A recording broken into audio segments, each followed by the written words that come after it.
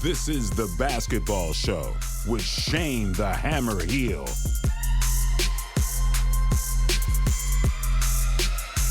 What they gonna say next?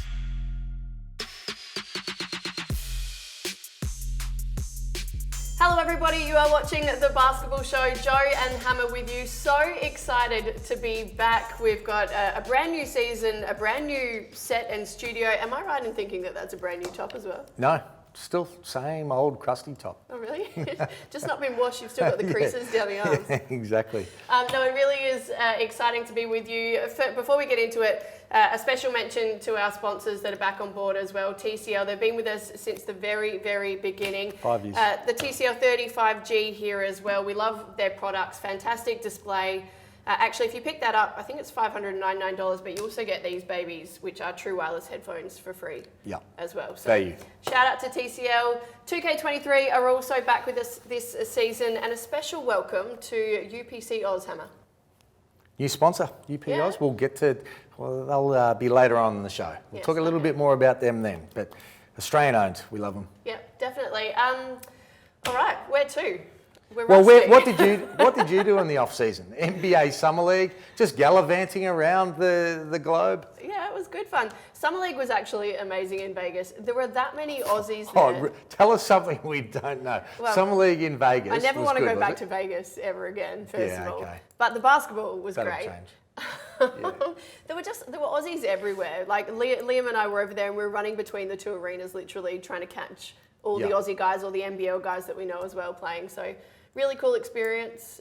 You killed it too. And look forward to hopefully going away next year too. What about you? No, nothing. You met the big man. The big man. Yeah. Big Shaq came out, gave me a bit of love, called me Little Shane. Walking down the street, people are saying, "Hey, Little Shane." I cut it out. But I went into one of his shows. He invited me in that one there. Went to the green room, straight to the bar I went. And the big fella came in and he goes, "You've thickened up a bit." And he said, grab my phone. And he goes, "Let me put my number in, anything you need." It was so nice. He was so cool though. How good was he for basketball? Yeah, he was great. He bloody did the rounds though. Oh, he was everywhere. Pound of flesh, didn't they? A little bit sick of him by the end of it, not gonna lie. Nah, come on, Shaq. God love him. Yes, no, you do. He's a legend.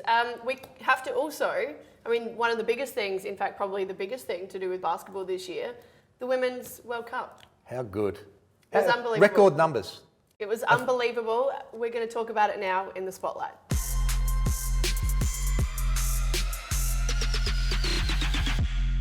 How about that rose gold energy? How good was that? It was great. And I just love the fact that so many people got around it. The crowds were incredible. What about the Chinese crowd as well? That was amazing. That semi-final between the Opals and China, it was like the wave of the crowd every time the ball went down either end of the court. The roof came off. Well, we thought the fairy tale and the Cinderella story was the Jack Jumpers last year, but you could not ask for anything more. Lauren Jackson coming out of retirement at 41 years of age with the knee problems she'd had, and played limited minutes, and some probably thought she may have been able to play a little bit more, but we didn't know her injury status and everything else. And then in the last game, just dropping a little 30 to be able to say goodbye. That was amazing. You saw her tweet out before that game that she it had dawned on her that was her moment to really say goodbye and say thank you on her own terms. Yeah. So it was just perfect. Not often do you get a chance to say goodbye on your own terms, and I think that was part of the motivation. I can only speculate and listen to interviews that so many injuries didn't get a chance to do that. What better way to be able to do it, to get back on the podium? But Steph Talbot, for me, she was incredible. All-Star 5. She is such a good kid. She plays so hard and such a valuable role. I'm just glad she got recognised from what she did, and what a bounce back from finishing at 7th at the Olympics to be able to get on the podium. And there'll be people say that there was a lot of players not playing for other teams, but you can only play the people in front of you. So well done to them. No, exactly right. A little bit of sentiment as well that it was almost not like a stuff you to Liz Cambage, but it was just you know what. Let's put this all behind us. We don't need you. We're building a culture that we want to sort of control and be proud of. And I think I've heard a few people say that, and it makes sense. It was a statement. Yep, we'll take that. Yeah, don't comment. Each week here on the Basketball Show as well, we're going to try and highlight women's basketball in some form as we build up to the WNBL season. Actually, that's a point. You're in the middle of pre-season. How's it going? Pre-season, been fantastic. And taking that momentum for women's basketball here in Sydney, we want to be able to get really good crowds. And we've got a great young team. So we've got practice games this week in Canberra. So if you're in Canberra, get along, have a look. It'll be good. I like our team. That's good. You'd hope so. Yeah, great girls. Nah, looking forward to it. It's going to be good. We will keep things moving now, though. It's our TCL starting five.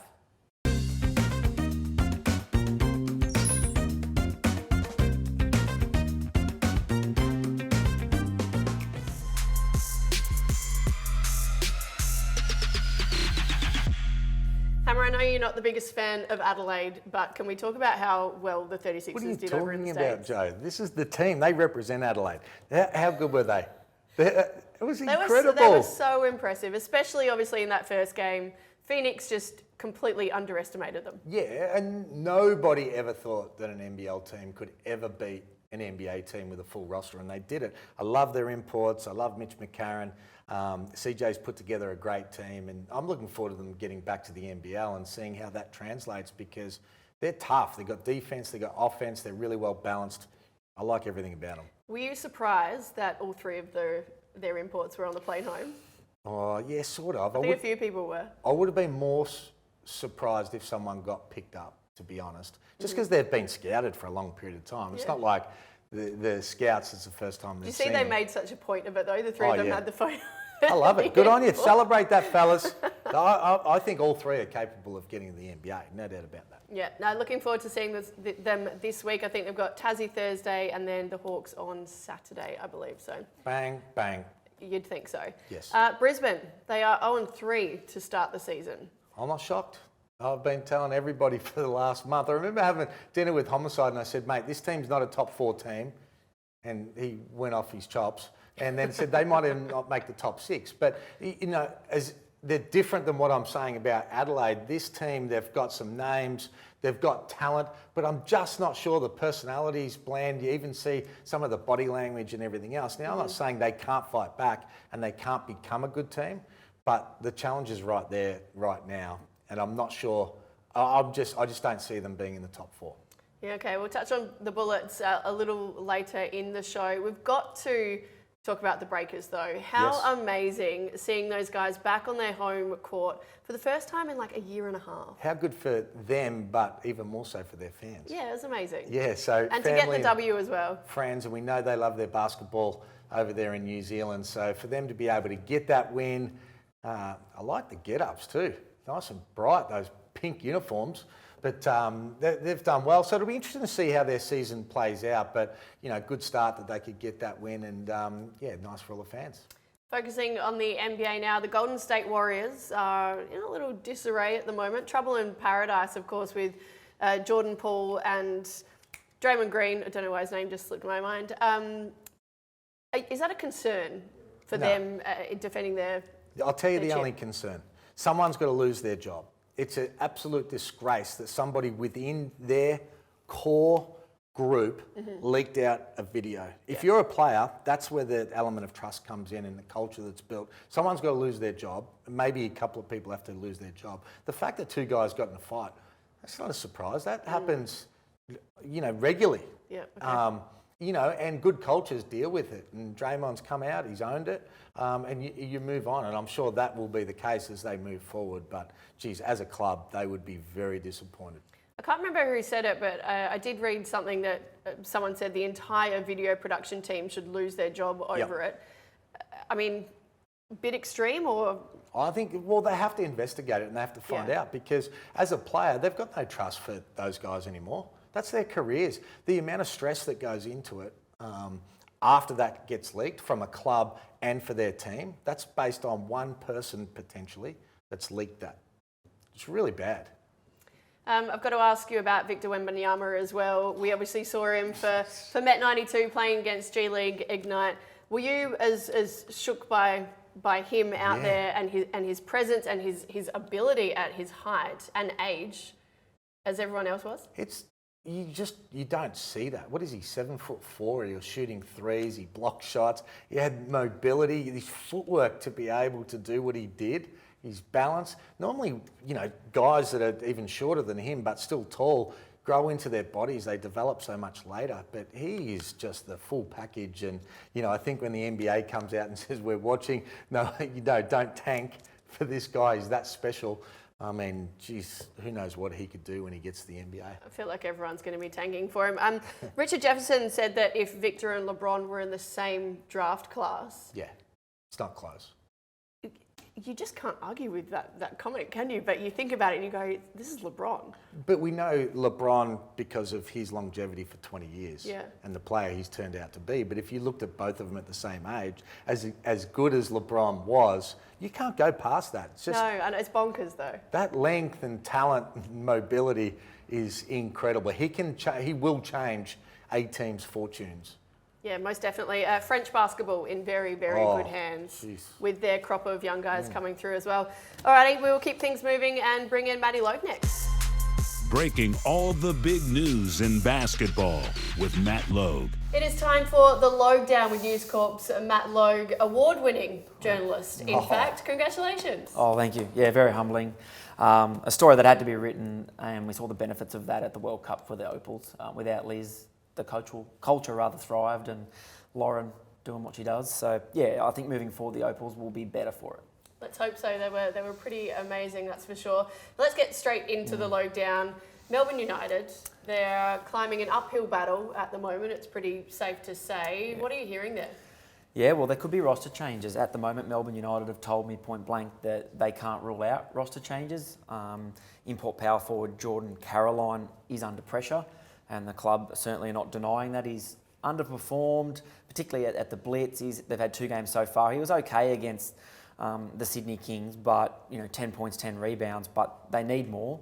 That's including from Rajon Tucker, who has declared that he wants to be the best import. But it's all stemmed the fact that United guys need size. They've lost Ariel Hukporti for the season, an Achilles injury. So that means that they're undersized at the moment, and if Caroline's not doing the job, then get your guys' thoughts, then they need to make a move. And normally you're giving players more time than 2 games, right? But with the Hukporti injury, then he gets put under the spotlight because he's more of a role player and they needed that backup to be able to make it happen. But he's undersized, no doubt he's got a lot of toughness, and he's probably ticking all the boxes apart from the fact that he's not going to be a game winner for them. So I think with players starting to get cut in the NBA, they're going to be able to find somebody that's good and that can totally change their roster around. We touched on the Bullets a little earlier, but I want to ask you about them. 3 losses on the trot. We know that they had a big budget. They've gone out and spent and got the players that they wanted, but this perhaps isn't what anyone necessarily expected. What does this all mean for the club? Well, they're staring down the barrel of 0-4 to start the season. They host the Kings on Sunday, and it's not guaranteed based on last week, as we can see here. So what it means is that they've spent a lot of money, and it means that what happens, the coach is under pressure. And James Duncan, if they keep losing, then I think the eyes will go firmly to him. I know, Shane, you've got some strong opinions here because it wasn't the coach's team that he's assembled. Well, I think he can get judged on the X's and O's and how it's sort of how he's handling his part. And some people say, well, he should have played Baines and shouldn't have done whatever. But he didn't have any say in this roster and the amount of money that was spent and the players they spent it on. And that's Sam McKinnon. So I think they're both probably in it together, trying to find solutions together as well. And it's too early to write them off. I haven't been a fan of what they put together because I don't think it really mixes. I don't think they've got a lot of great leadership there. But, they're going to have to fight their way out.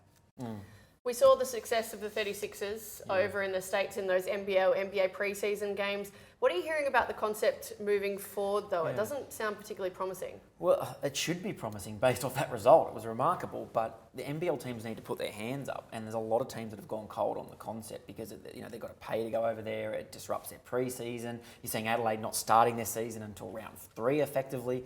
So my understanding is the Phoenix are super keen. They're like throwing themselves at the NBL. Let's go. All their owners want to be part of the concept, but a lot of other teams are not. So, it makes it interesting going forward. We may not see multiple NBL teams playing in an NBA preseason. It could just be 1 or 2 moving forward. And I get it from a club's point of view because of those disruptions and all the things that you brought forward. But Geez, it'd be disappointing. Oh, After yeah. what Adelaide did, the profile that it brings the league, especially when you're getting good results, it's a great initiative. And it's great when a team wants to go and they're going to put their best foot forward and puts us in a good light. Yeah, it's a fine balancing act, and when you're in club land, sometimes the club comes first, well, always. I definitely hope it continues. Hey, Maddie, thank you so much for that. Keep the news coming. Beautiful, thank you.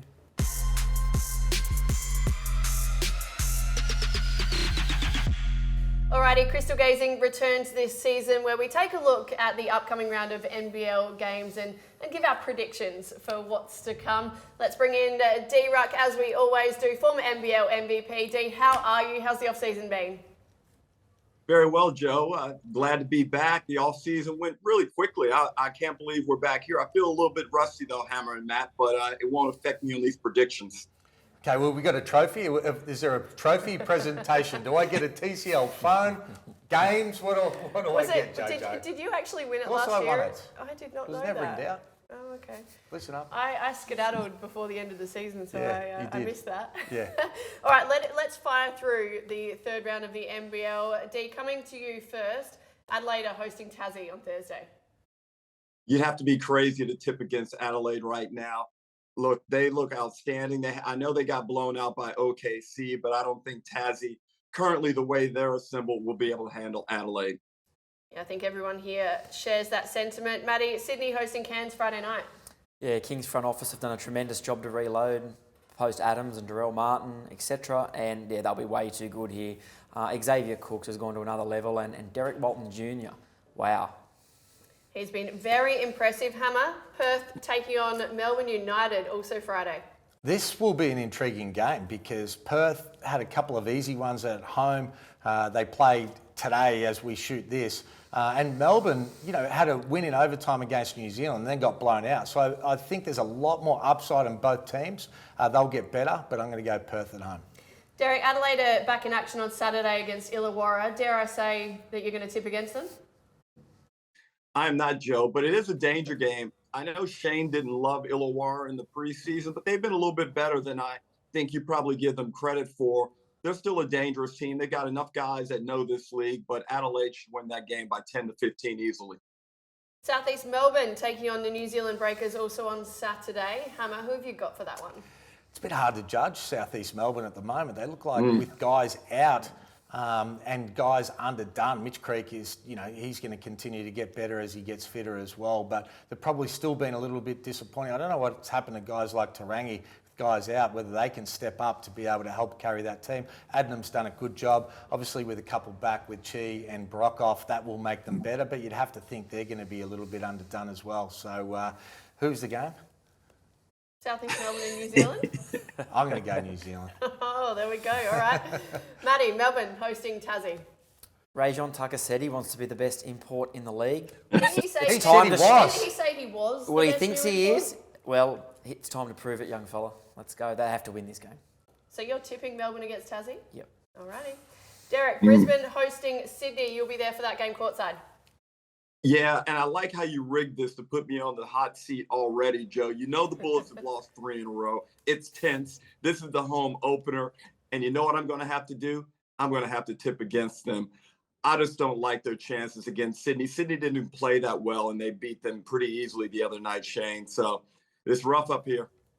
Let's hope you don't bump into Sammy Mack or JD during that game. Alrighty. Hammer, finally, Illawarra hosting the Breakers. That's another flip of the coin, and I didn't really like Illawarra's chances come pre-season. I still think they're probably going to be a bottom 3 or 4 team, but they've been able to fight.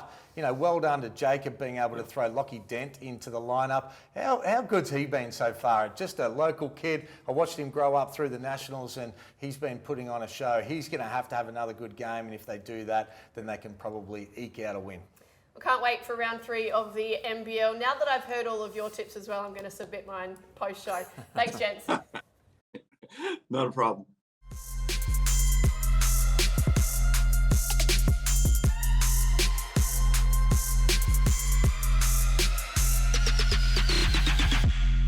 We are continuing to go in depth this season with some special guests. It's all thanks to 2K23, and I'm pleased to say that this week we are joined by a Nuggets recruit, Jack White, who joins us now from Denver. Jack, thanks so much for being on the show.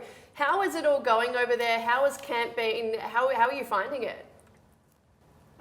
Yeah, I'm loving it so far. To be honest, it's all been a bit of a blur. Just reflecting on you asking the question, it's been pretty wild. But yeah, I've been loving it. I love the city. I love my teammates. I love the culture of the team. It's all just been really positive so far. Thrilled to make my debut a couple nights ago and get on the scoreboard and all that kind of thing. But yeah, it's just been an unreal experience so far. Mate, first of all, congratulations. We're proud of you. Everyone in Australia is happy for you from the NBL, that's for sure. I want to know about the Joker. He's one of my favourite players. He's a superstar. I want to know about his personality. Tell us all. Yeah, well, I've been fortunate enough to be slotted next to him in the locker room, which is just surreal in itself. Just, I guess, being in that sort of, environment with him every day and, speaking to him and just, seeing how he goes day to day about his business is pretty special, especially as a rookie and back-to-back MVP, obviously. But, the cool thing about him, as talented as he is as a basketball player, he's just such a regular, funny guy. He loves horses, loves his horses in Serbia. He's always on his phone watching horse racing and stuff like that. But, he's a funny guy. He's passionate, loves the game. He's a great guy to be sort of the head of the snake of your club because he plays the game, just the right way.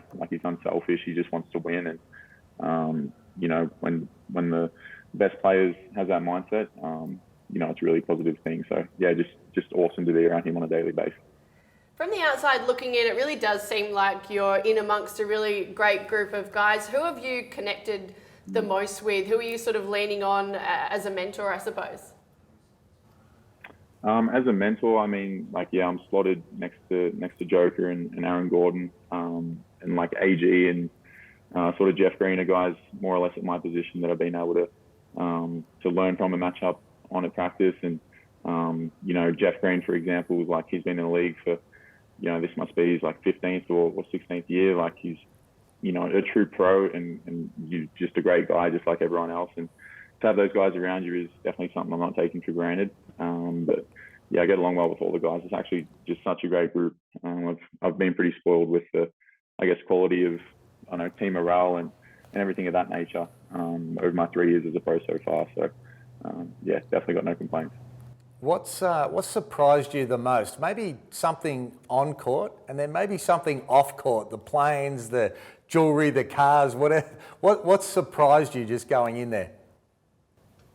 All the jewellery and money and all that sort of stuff, it's not really too much of a surprise. I knew, obviously, I was stepping into being around guys that are living totally different lives and different lifestyles to what I'm used to. But it's a cool thing to be around. But, as I said before, the coolest thing about it is, these are guys that I've watched on TV since I was a kid and, really look up to. But, they're just people at the end of the day. They have families. They're just funny guys to be around.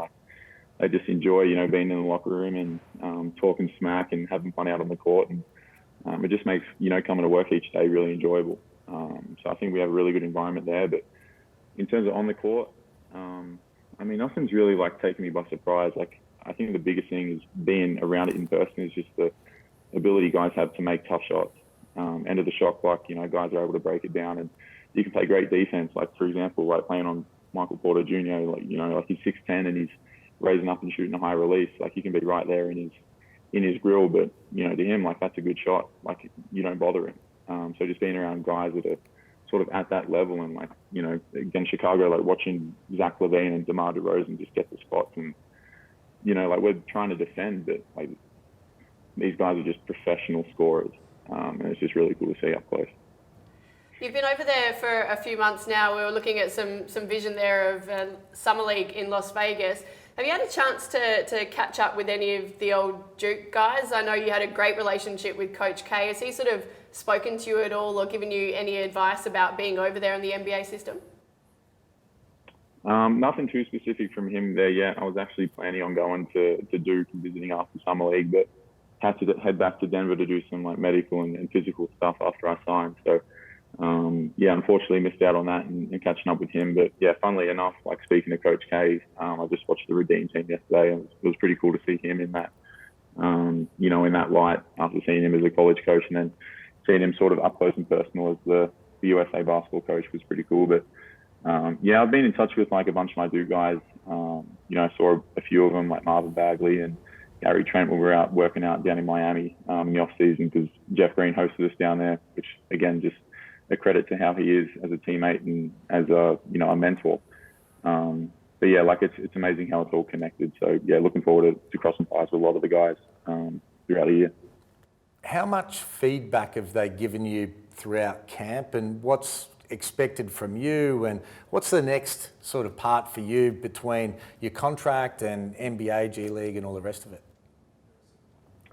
Yeah, so I mean, in terms of my contract, it's a 1 year deal, and it's, I guess, an ever evolving sort of contract at the moment as it's pretty new. But yeah, as a two-way, I'm pretty much on assignment between the Nuggets here in Denver and then Grand Rapids Gold, which is actually in Michigan, which is about a 2-hour flight away.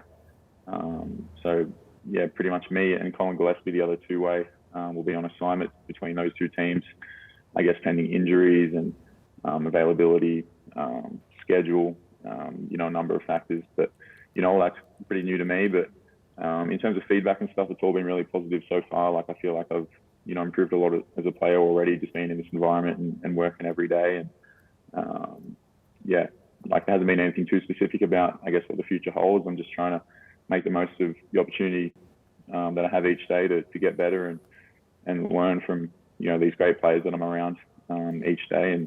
And I think most of all, just enjoy the experience. Like, I'm honestly living my childhood dream right now. I know I'm living a lot of people's dreams right now, and that's something that definitely shouldn't be taken for granted. So really just trying to have fun with it.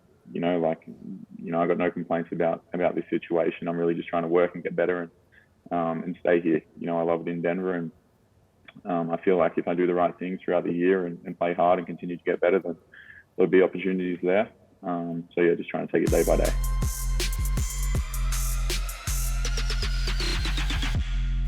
All right, Derek Rucker is still with us. Points Made is back this season thanks to UPC Oz. Hammer, great to have them on board, hey? Aussie-owned company. They've jumped on board this year, so get behind them, and good crew, no doubt about that. We'll be chatting through some of their odds shortly. But Dee, before we get into some of the NBL predictions, I want to ask you about the imports that we've seen in the NBL so far this season. Who's sort of caught your eye? Who are you perhaps a little concerned about?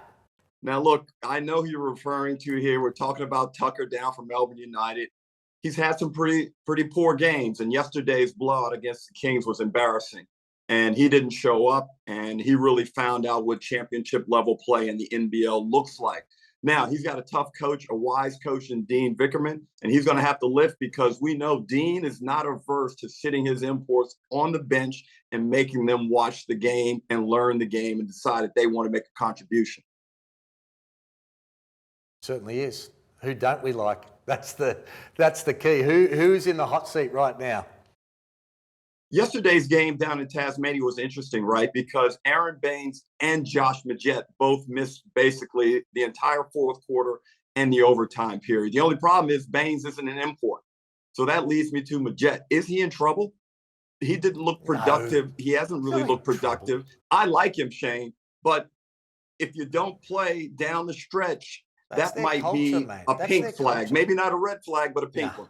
There's way redder flags than that. And let's have a look, go straight to Melbourne straight away, right? Because with Porty out, there's no doubt that Caroline could be in trouble. And, when you're within a team, they've been together for a month. They get to see the daily habits. Now, he's a tough kid, could play a role if they had the big fella still there. But I think he's probably the one, unfortunately, because he carries himself well, but they may be looking for a big guy that can probably do a little bit more, I reckon.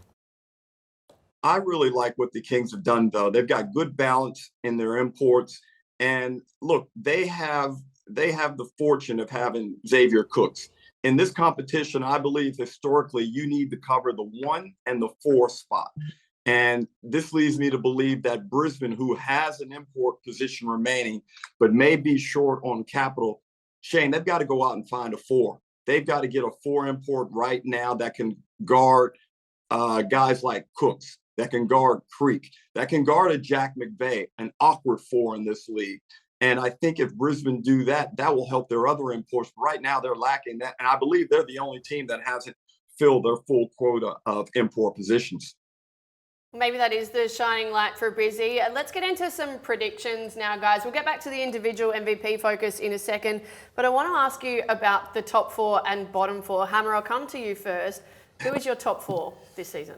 Well, I think Sydney have proven, and they're the reigning champs, they're going to be number 1. Adelaide, I can't wait to see what they do, not just because of their results in the NBA, but how well balanced their team is. They've gone with a format of getting imports that have been here and done it before. So it gives them some sort of stability. Love what Cleveland does. Perth, I've got number 3, I think, with Cotton, and they'll start to find their way. They've got some depth. They've got a great home court advantage. And I'm going to go with Melbourne. I just think they find a way to make some adjustments. Dean Vickerman's a great coach. Chris Golding there. Still Shea Ili to come back to. I think he will help. Still a lot to work out, but I've got them as my top 4. Dee, who's your top 4? I have one slight difference. Instead of Melbourne, I'm going with Southeast Melbourne, Shane. I think when they get Joe Chi back and Ryan Brockhoff, they'll be much better. I like the way they started the season. The loss This down season? and they're fine. Trust me, they're fine.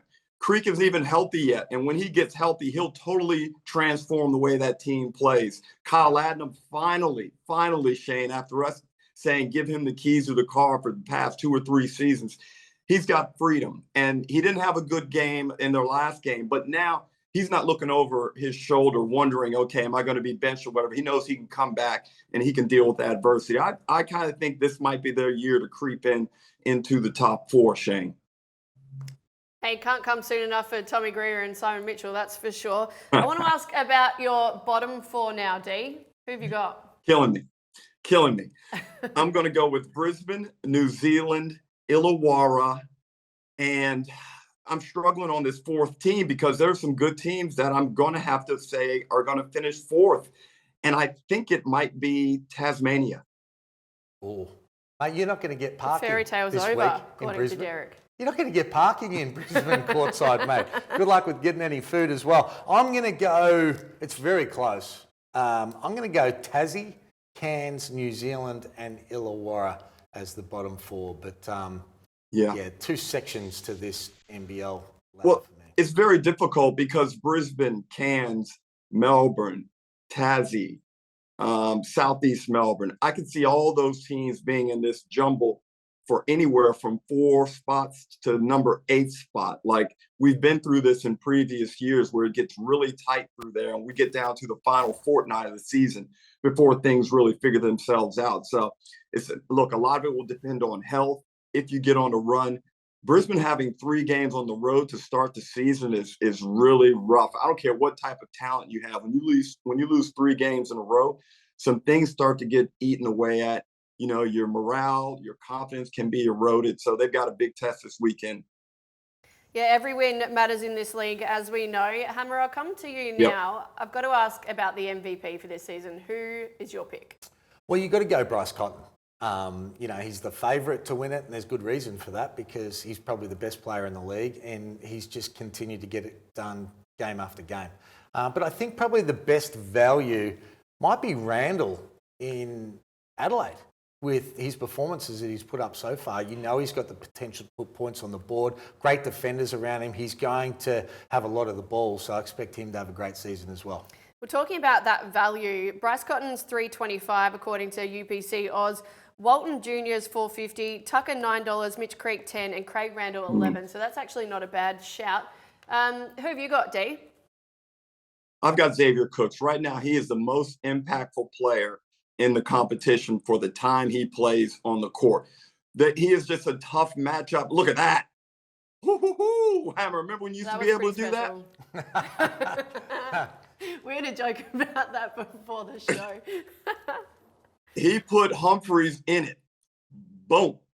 That's octagon on octagon crime right there. Unfortunate, but that's a fantastic play. And look, he does so much for that team. He does the dirty work. He rebounds the ball. He finds his teammates. He sets screens. And guess what he did over the weekend that was really surprising? He started to knock down the 3-ball.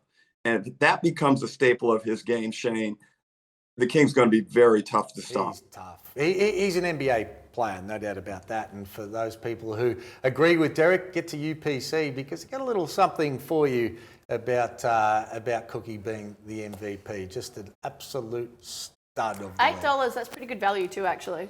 We'll take that. $50 maximum. Can we put some money on that? $50 maximum? Come on. Bump that up to 500. Can.